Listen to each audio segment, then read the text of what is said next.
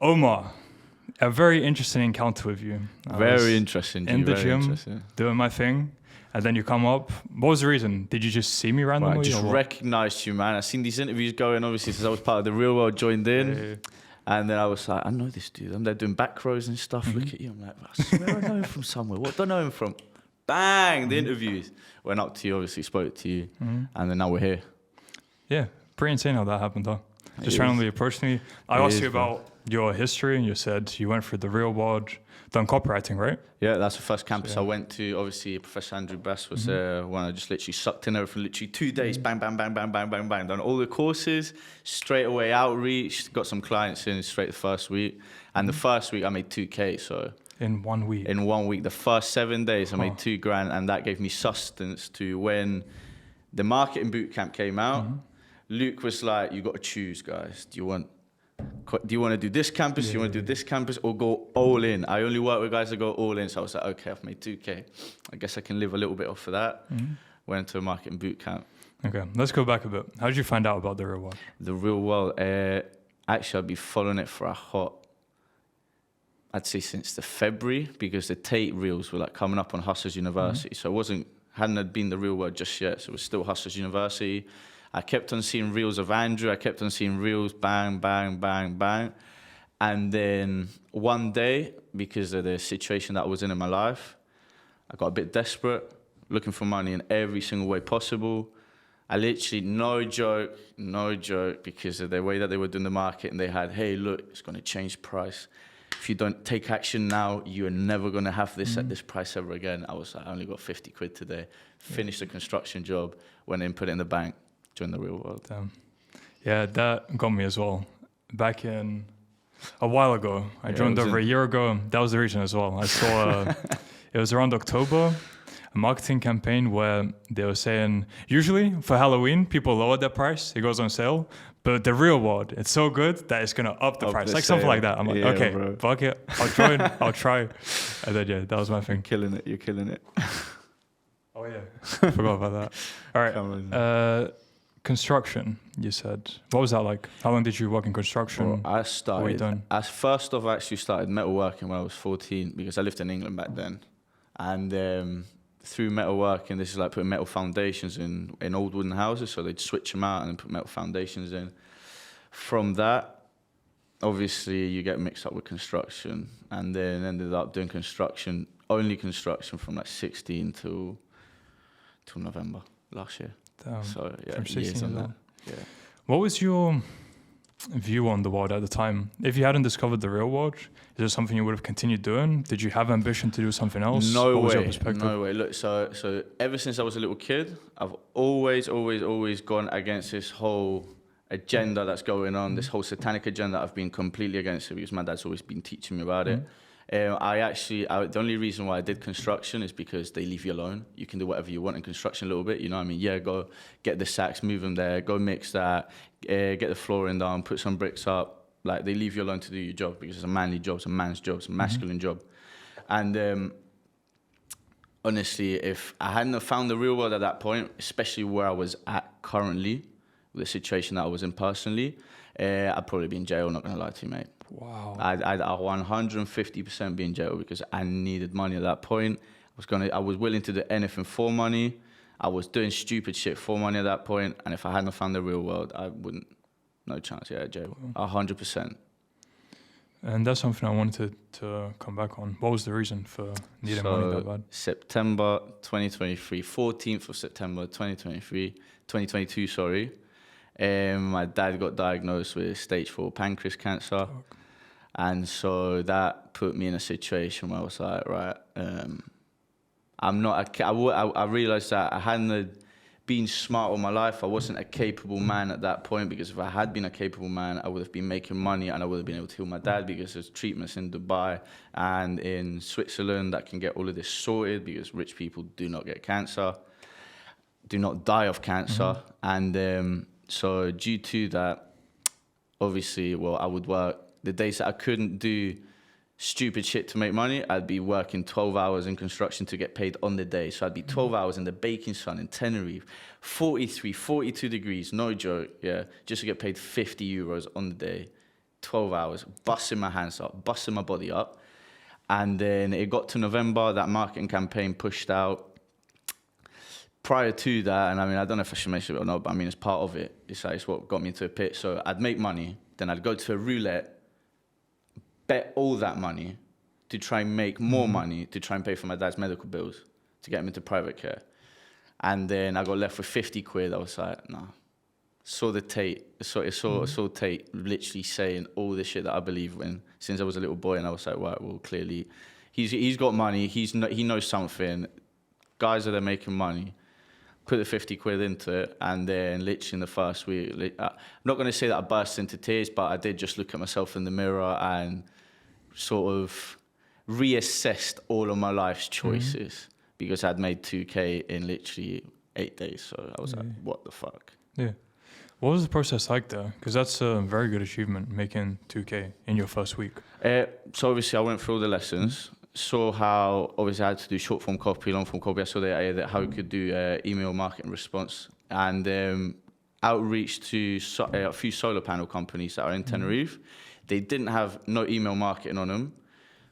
So I saw a chance to like write them up a little newsletter on them for the clients that already got to follow them up so they could get maybe another panel or whatnot. Also reached out to what's it called? I don't know what it's called in English. The people that put the needles in you, and they were like acupuncture. Oh, okay. This ain't the vax. This ain't like this ain't the conspiracy. Cool. If you know, you know. So an acupuncture woman, and I'd literally done a way for her to follow up with all her customers on WhatsApp. And also a little email thing that they could sign up to. I wrote her an ebook actually of her skills that she can then sell. And that would be sort of like a lead magnet. Come up with that. I was like, fuck, I learned how to copyright. I learned how to sort of manipulate people's perception with emotions through writing. So why not? In a good way. In a positive way for them to have a better life. But in terms, I learned that. I was like, mate, 8 days just literally watching the lessons. I didn't even message in chat. That was literally just pure lessons and applying the lessons. No joke. Yeah. How different are those lessons compared to if you were trying to do copywriting for the internet? It's got no structure on the internet. It's no structure. So the Reels they place a structure, and on top of it's a guy that makes money off it. So like, I don't know if this blog is going to teach me how to make money because I don't know the guy. I don't know who it is. And I'm not going to bother looking him up. Nobody's going to bother looking him up. Being realistic, But then you see Andrew Bass, you see that he knows Tate, you see all the people that they mix with, you see the war room, the men in the war room, and the caliber of men that are in the war room. Then you're like, okay, he must know something, so I'll listen to him. I'll apply what he says. And since it's very well structured, it goes from, I knew nothing, literally nothing. I could just about use Microsoft Word. And the only font that I knew was New Times Roman. So, And I went from knowing absolutely nothing to then making 2K because of the way it's structured. Okay. And considering you made that amount of money in such a short time span, why did you decide to go to the marketing bootcamp instead of continuing with copywriting? I mean, I looked up on internet, what is the ability that makes you most money? Marketing and sales. Fair enough. Okay. And what did you learn through the marketing bootcamp? Well, learn how to do short form content on the internet, which is an absolute hack. That is a hack. And the way it was structured for me to learn it, it was really simple. Obviously, at that point, they had the really tough marketing bootcamp. You got X amount of days to learn this, and then you've got... Was that the 30-day one? Yeah, I remember that. That one was rough. Luke went ham, what I'm saying? He went ham. So learn how to do the short format, learn how to create social media accounts, learn how to write descriptions, learn how to entice people to comment, to make things go viral, straight up just viral. And then from that, you also learn how to sell on the DMs. So then, essentially what I saw was, okay, so I can create an infinite amount of audience through video imagery on a social media platform which you can open for free. And then direct that traffic onto a product and make money off it, converting that audience into sales. And literally all that from, well, the captains were quite good. The lessons the actual lessons are quite decent as well. They're really, really good. You know what I mean? I mean, they took me to where I am now. And apart from that, the support as well was really good. So I actually spoke to Luke as well a few times in the chat really well, because I discovered a few things. Ole is amazing as well, constantly helping out. And then the squad leaders and stuff, because back then it was squads. Yeah. Really helping out. Okay, and how did you put it to use, what you learned through the marketing bootcamp? So obviously creating accounts and going 24/7 making videos. At one point, I literally made hardly any sales on the actual TRW platform. Made about 714 sales or something like that. And then on February, and then I saw that I could do it for who's now an amazing person in my life, who's Stirling Cooper, so that I could do it with him, right? Because I saw an account I thought it was his account, I'll be honest, but it turns out it was the real world student who had made an account. Yep. And I reached out to him, and he's now literally one of my best friends. We're literally traveling the world right now. And literally, thanks to Real, you know what I'm saying? Because that's how we met, because he was a real world student, he was a real student. Outreach to him, he saw that I had skills, like my editing's on point. I can make accounts grow like that at a second's notice. So then we teamed up, and then I started doing videos for him and editing for him, almost like a freelancer, but as a teamwork type vibe, and became like the #1 affiliates for Stirling instantly. Literally instantly. Just instantly. just instantly 4K a week, bang, bang, bang, bang, bang, bang, bang. And eventually, because of the value that we were bringing in, Stirling signed him onto his team, and obviously because I was working with him, I came hand in hand with him, and I started doing short form content for Stirling and actually editing for Stirling on his YouTube.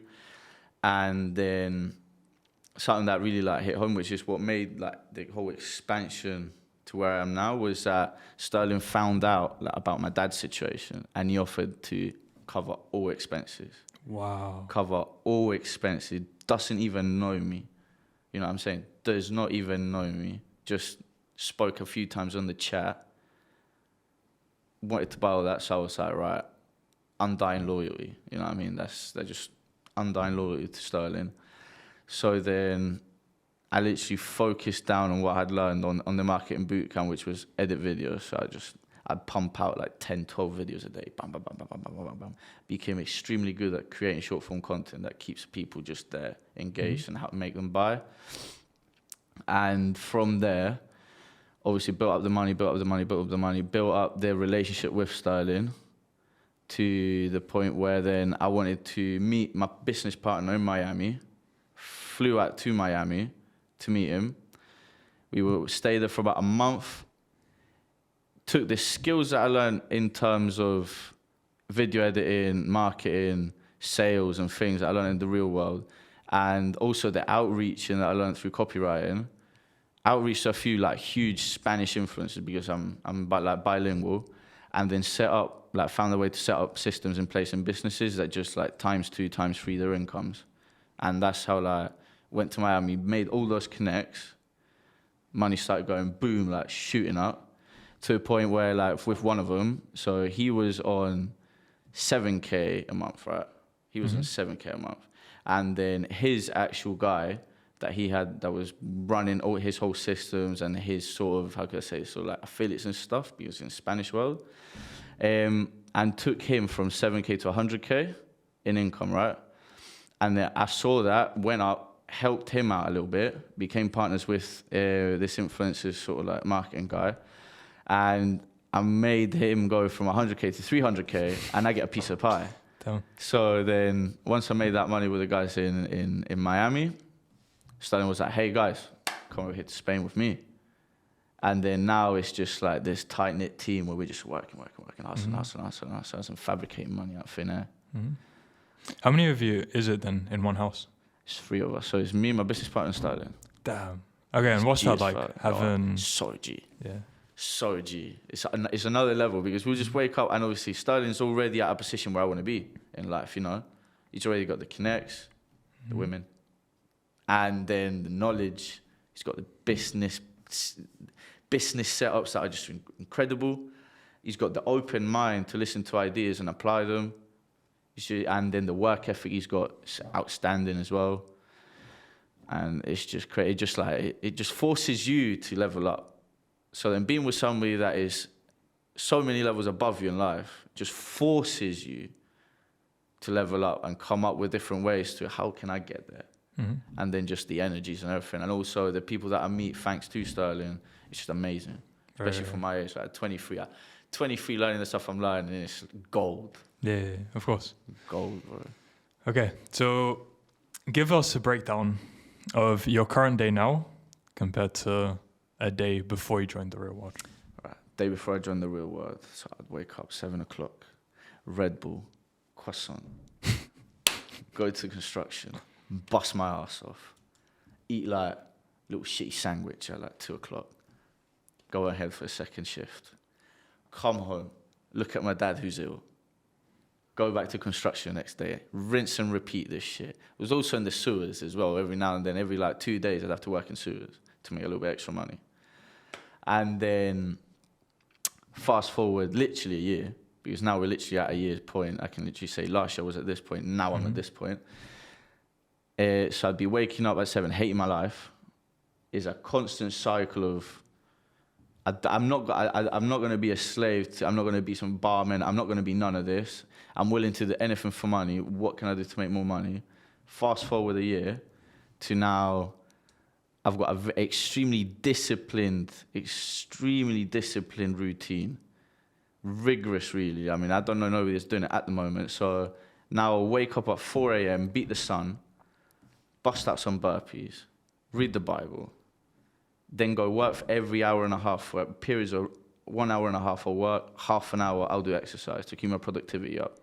And I'll just rinse and repeat this over and over and over and over and over again and just make money and make money and make money to a point where, so I've written an ebook, written it in June, since June till now, with hardly any marketing push. And this is just through sales DMs. It's already made 50K. Just the ebook. Just an ebook, you know what I'm saying? Like everything apart. So things I do for Stirling apart, things I do for other guys apart, things I'll do on the side through newsletters, writing people newsletters or doing copy for people or helping people build fucking brands. And then fast forward to now, I'm in Spain, Lambo to my left, Ferrari to my right, Ukrainian chick to my left, nice restaurant to the right. It's like, fuck, I can be here, you know what I mean? Mm-hmm. I can stay here, you know what I'm saying? Whereas before, I'm just living in a really crappy flat, bro. It's just pishy little flat. And staying in a cupboard, working in a cupboard, or staying in hospital with my dad. Damn, man. Yeah. In terms of a lifestyle, then, what are you doing with the money you're making? Because obviously I'm literally working every single day. Mm-hmm. I'm being extremely smart with it. So I've got, for example, I've invested in a flat back where I'm from in Tenerife, renovating that to sell it. I've got a house over there, I'm also renovating that to sell it. I'll reinvest the money into having people and certain skills that I want to build a business with. So, for example, I haven't got the time to edit as many videos now, so I'll invest in a video editor. Have not got time to be uploading videos onto like 20 social medias. Nobody has time for that. I'll invest into somebody that can do that for me. I do eat well, restaurants every day, because ain't nobody got time for cooking. Mm-hmm. You know what I'm saying? And I'll invest in the best gyms. I'll invest in the best supplements. I'll invest in knowledge, constant personal development. Because I believe that your income will never surpass your level of personal development.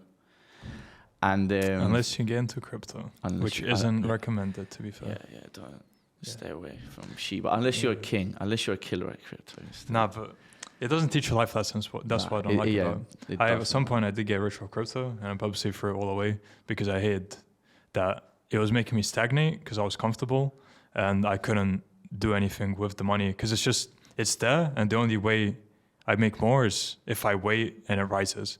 I don't have any control of it, which I didn't like. So yeah, ended up throwing it all away so I could network with people and do all stuff. But that's attention. Yeah, continue. That's what personal development comes in. Yeah, exactly. That's sick, bro. And what else? I invest my money mainly just that, and saving up, so that I can do big money moves, big important moves, and just be really smart with it. Also, being around Stirling sort of helps because I see how he manages it.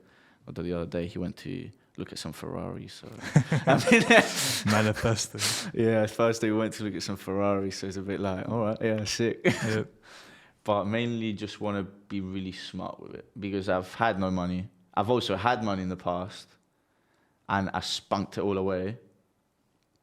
So now I just want to make sure that, because obviously I'm left with my mum, I want to make sure that she's taken care of and that I'm making good money to set her up, and so that and then money for me to be able to, buy a good home, surround myself with correct people, be able to travel the world, and also when I have a family, be able to provide for like my great grandkids. Right. Is that would you sum up your mindset in that way, or is there more in terms of what gives you this mindset, this much drive? Mainly what gives me this drive really is, and I mean, I say it like before, so I've never really fallen into this whole agenda that's going on, this whole Satanist agenda. Literally, I'm not buying it. I don't know how much I'm allowed to say on the camera about it, because I fucking hate it, you know what I'm saying? Like, I'm extremely against it.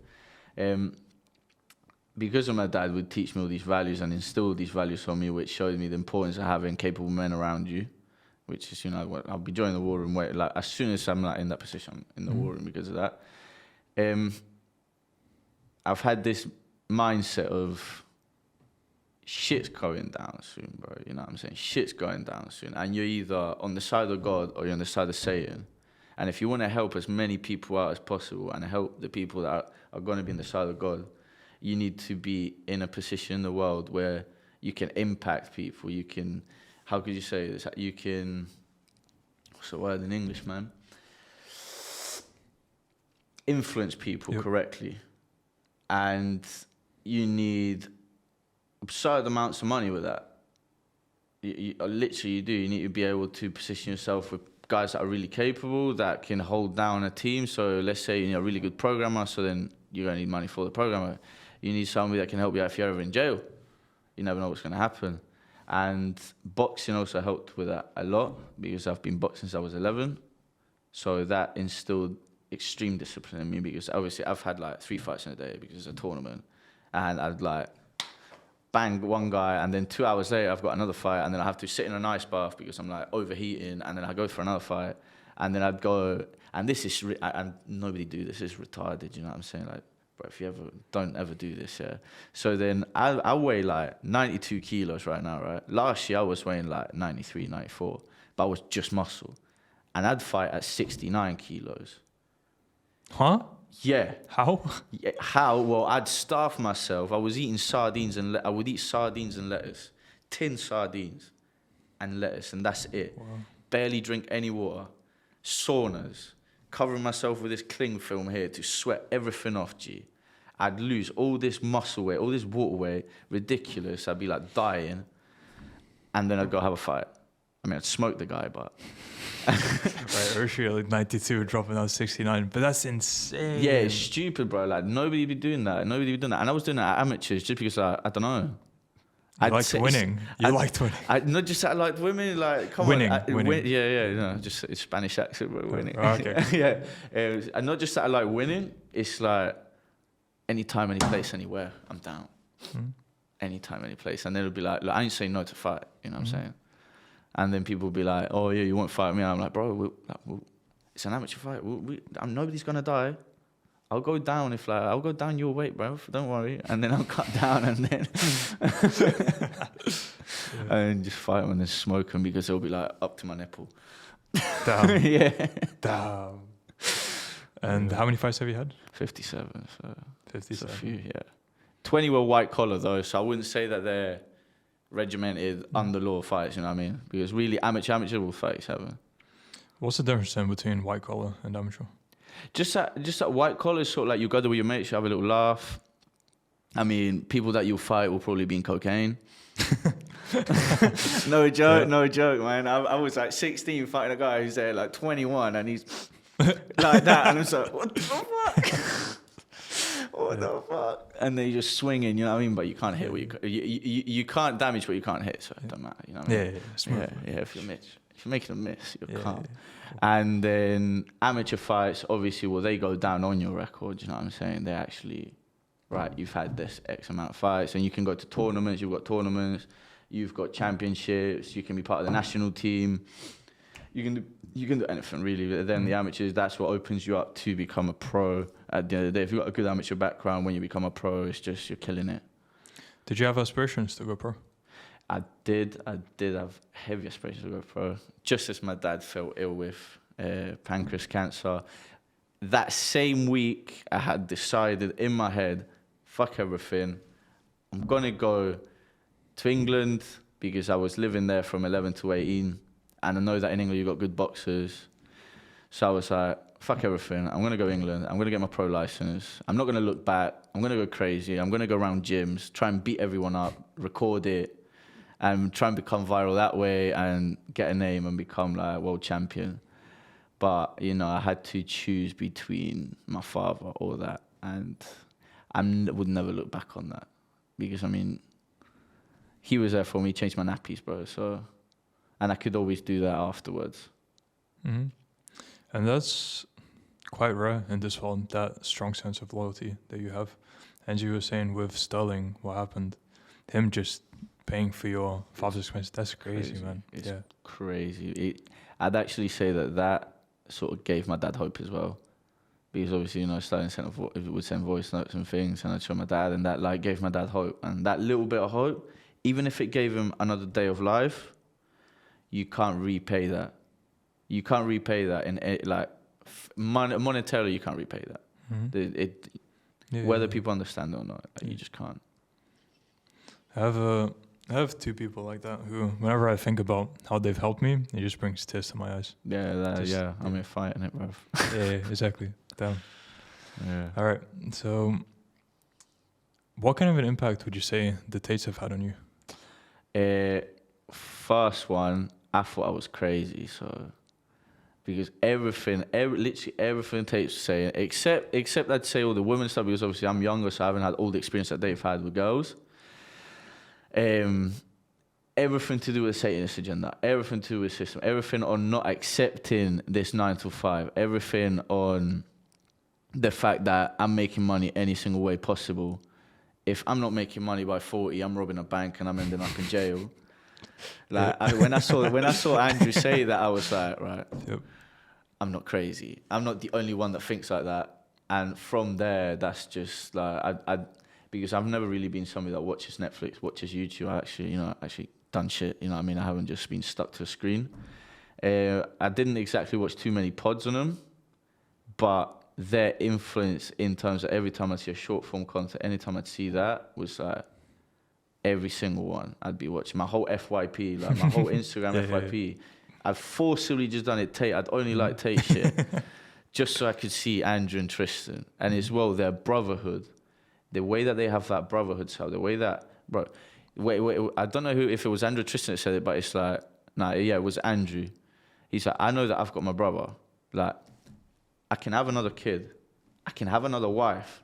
I can't have another Tristan. I can't have another brother. That to me was like, whoa, you know, because that's really what you look for as a man. You look for that undying loyalty. You look for somebody that you can turn your back to and he's sticking up for you. You look for somebody that if you're in trouble, he's there. And that to me was like, a shock. To me, it was a shock because I'd never experienced it in the live and the flesh because everybody now are just rats or snakes. Mm-hmm. You don't get that. You literally don't get that. And they don't have to be a blood brother because you've met your business partner. Exactly. I'm sure you feel the same way. Exactly, man. So me and him went from just talking online to me flying out to Miami, meeting him in person, living an experience in Miami that's amazing, to now being in Spain, and then now we're going to travel the world. Like, we got each other's backs, man. We go all in on everything, like, together. Mm-hmm. And it's just unbelievable. And as well, because he was the same thing that I felt with Andrew and Tristan, was like the brotherhood. We like spoke about, that was the first thing we actually spoke about, was brotherhood, like just knowing each other on the internet. Mm-hmm. The first thing we spoke about was that, how tight knit you get, how it's just, I mean, the Spartans were 300 guys that trusted each other, bro. Mm-hmm. You know what I'm saying? Supposedly 300 guys that trusted each other that killed tens of thousands of Persians. Fair. That even if it didn't happen, still a good story for sure. Even if it didn't, bro, it's like, it still shows what a brotherhood of masculine men can achieve. Yeah. All right. And were you always spiritual or religious, or was it more recently? You know what? You know what else say, bro? You know, actually, my dad's last wish was for me to read the Bible to him because he was like, yeah, Orthodox Christian. And when I read the Bible to him, I felt something. I literally said I felt the presence of God, and that changed me. Wow. That from that moment changed me because I was somebody who, God exists till I punch you in your face. Then it's just you and me. That's literally what I used to say to everybody. So I did not believe in God at all. You know what I mean? I just thought, I don't know, young guy, fighter, wants to make money, wants to get the bitches, wants the Lambos, wants this, not spiritually mature. And then had that experience. Obviously, you know what I mean? I would say I was crying whilst I was reading that to my dad. And it just changed me. I felt something. And I never looked back since. And now just, you know, I myself, I'd say I'm an Orthodox Christian now. What do you think the importance is of spirituality in this world? Because so many people lack religion or spirituality. I can't say like what's the importance of it. I can say what's done to me personally. Yeah, that's what I meant. Yeah. At the end of the day, it makes me have absolutely zero fear towards anything because I know that when I die, I'm just gonna be with God once again. I know that He's taking care of me. He's given me these chances. I can trust that everything that's happening in my life is thanks to His guidance and that He knows best, that He knows exactly where I have to go, and the people that I'm meeting, the situations that He puts me in are a constant test to see if I'm going to grow or if I'm going to crumble and succumb to my carnal sins and succumb to the flesh and adore the flesh or adore the spirit. And I have to choose because you're either adoring Satan or you're worshipping God. Whichever way, whichever name you want to call it, whichever place you want to say you go to, that's the two choices you have. You have the pleasures of the flesh, which is constant dopamine, you can call it, or the pleasures of the spirit, which is that delayed dopamine, which comes through sacrifice and discipline and just constant forced behavior towards something that's clean to your soul. Mm-hmm. So not, for example, fine, I'm trying to polish it, but not swearing, helping guys out that you need on the street. So, I mean, I don't record it like most guys, but I'll see a homeless guy or whatever, I'll go buy him food. You know what I'm saying? I see somebody that's falling over, I'll try to help him up. I'll see an old lady crossing, I'll try to help her cross now. I never used to do all this shit before. Started reading the Bible, and that's changed me heavily into that. Mm-hmm. It's also, since I started reading the Bible and having these values as well, my like incomes multiplied ridiculously. Right. So it gives you fulfillment and purpose as well in a way. And when you say, with everything you've said, it also seems like you just need to surrender to it. Like you've surrendered to it, wherever direction life takes you, you'll go there. You won't stay stagnant or rigid to one place. Whichever opportunities are presented to you, you'll take them, and then that's how you got here, by taking those opportunities. Exactly. Okay. Whereas other people, they might be given signs to do something, but they just don't listen to them. Exactly. Because they, for whatever reason, could be many reasons. Exactly. Okay. And going back to the real world now, of course. Considering how much it helped you with copywriting, with marketing, why do you think they only charge $50 for all that value? Because they want to make it available to as many people as possible, bro. Simple. Who ain't got 50 quid? Like, who don't? Even like, only place that's like India whose whole income might be $90, because that's an issue I've got with my brands, is that some people's incomes are that low. That's like the only plausible excuse I can give to somebody, that if they're in a country like that and they've got to feed a whole family and they literally, if they give that away, they won't eat for a month till they make money. But even in that case, I made money in a week, so then that disproves it, right? But it's like, bro, it's 50 quid. Who hasn't got 50 quid? Nobody's going to hustle you 50 quid. Like, who gives a crap about 50 quid? Yeah. So I just think they want to help out as many guys as possible. Mm-hmm. Because, I mean, they got a really good message. I mean, they've literally changed. Everybody that I've spoken to, they've changed their lives. So I dare to say they've changed tens of thousands of lives directly, and indirectly hundreds or millions, because they'll just click. Even directly hundreds of thousands, because there's probably yeah. 300,000 people in the real world. Straight, yeah. So them directly, and then imagine those people, how much effect they'll have on their community, and through that they'll basically be impacting the whole world. Exactly, man. The real world is going to have like a difference on the world. And the like the values all the guys get in there, because obviously something I liked as well was that the fitness campus that they've got now. Bro, you get all the kids are doing push-ups now. Everybody's doing push-ups, and even Luke. Yeah. Luke had me doing push-ups at 4 a.m. because it was war mode, and you got to bust out push-ups as you're doing videos. You know what I mean? It's like it's changing all these young guys. Yeah. And where do you see your life heading then, considering everything that's happening with you? Break it down into short-term, medium-term, long-term. The short-term, develop a set of skills and abilities that will allow me to impact and influence as many people as possible in a positive way, and enlighten them on, let's say, the dangers of thinking negatively. Medium term, become my best version, my absolute best version. So medium term, I'd say is 5 years for me, or I'd actually say 10 years for me is medium term. And become that guy that everybody's got. Because more time than not, you end up being the person that when you need help, nobody's there. But then if people need help, you're there. I've always been that guy. So I just want to make sure that I can help as many guys out as possible, especially with my dad's situation. So for that, I need to be a pillar of strength for people. So become that guy, medium term. And long term, set up a absolute killer company, global level company, which can help me towards my main goal, which is set up a huge charity which pays all the medicine, all the care, all the aftercare, and all the pre-care for cancer patients out of my pocket. And at the moment, the medical business for cancer brings in $192 billion in revenue. So that's a lot of money that I need to be making. So long term is set up as many businesses as possible, create a multinational company which can help me do that. And I mean, obviously, I've got it all detailed and planned, but that's something that I want to materialize into existence through action, not speaking. That's very interesting.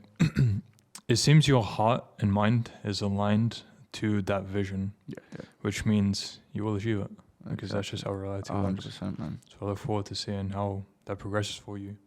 And that's what a strong masculine man is. Everything you just said for what you plan for the future, that's what a strong masculine man does. And it's great to see.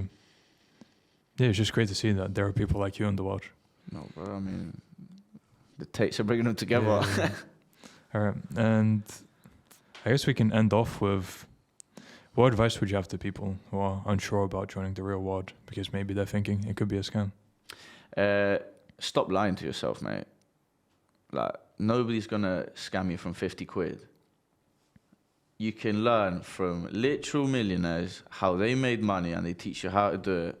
You've got two options. You keep on looking at all the guys that are joining in and changing their life, or you stay a nobody. Like, you choose what you want to do. Do you want to still, like, when the heavy restrictions come in, when the system drops bombs, do you want to be somebody that can help their family out, or do you want to be somebody that's trapped? Like, that's as simple as that. And I know it's a bit extreme, but like, that's what the real world's done to me.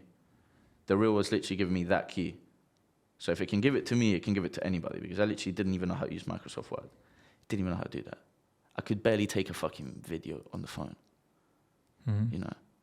Huge. Absolutely huge. Yeah. And if people want to find out more about you or contact you, where can they do so? On Instagram, they can find me in Masculine Christianity.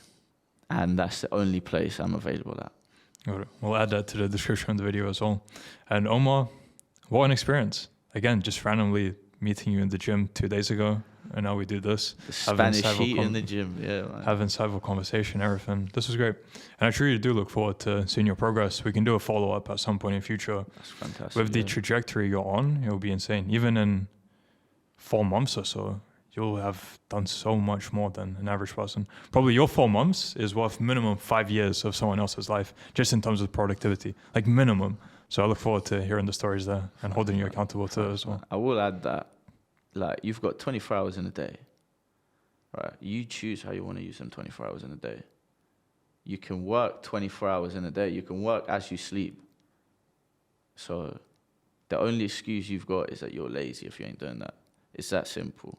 You can comfortably work 16 hours of your whole day. All you need to do is go to the toilet, piss and shit.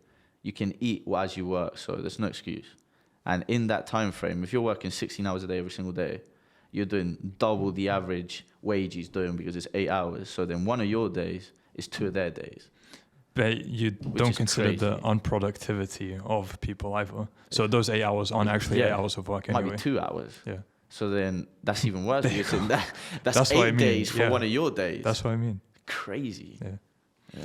And it's because you have that vision that's pushing you forward, whereas people usually don't. They just go day to day. Yeah. So, all right. So until next time, Omar. Until Great next time, conversation. Marcus.